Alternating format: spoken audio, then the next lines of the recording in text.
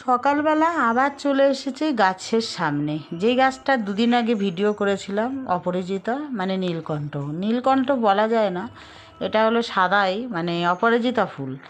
নীলকণ্ঠ অপরাজিতা একই।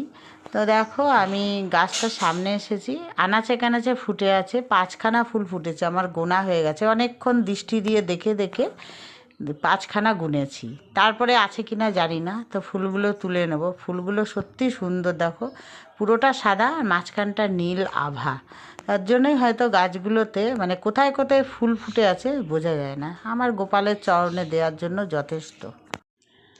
তো আজকে আমাদের যে নীলকণ্ঠ গাছটা অপরাজিতা, এখানে 6-7টা ফুল ফুটেছে। তো দেখো 3খানা আমি আরও সবাইকে দিয়েছি। আর এদিকে নীলকণ্ঠ দেখো, এটা হলো অপরাজিতা। অপরাজিতা নীলকণ্ঠ একই, কিন্তু এটা সাদা অপরাজিতা। দাঁড়াও ভালো করে দেখাচ্ছি। এটা হলো সাদা অপরাজিতা, কিন্তু এত সুন্দর ফুলটা, মানে নীল আভা পুরো। ফুলটা পুরো নীল, মানে নীল আর সাদা মিশানো মাঝখানটা, দেখেছো? দাঁড়াও কাছের থেকে নিয়ে দেখা, এই দেখো, এই দেখো কি ফাইন।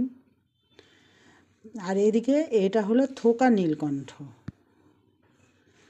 এই দেখো এটা হলো থোকা নীলকণ্ঠ। এটা পাশের বাড়ি ফুটেছে, নিয়ে এসেছি, আমাকে দিয়েছে, দেখো ঠিক আছে।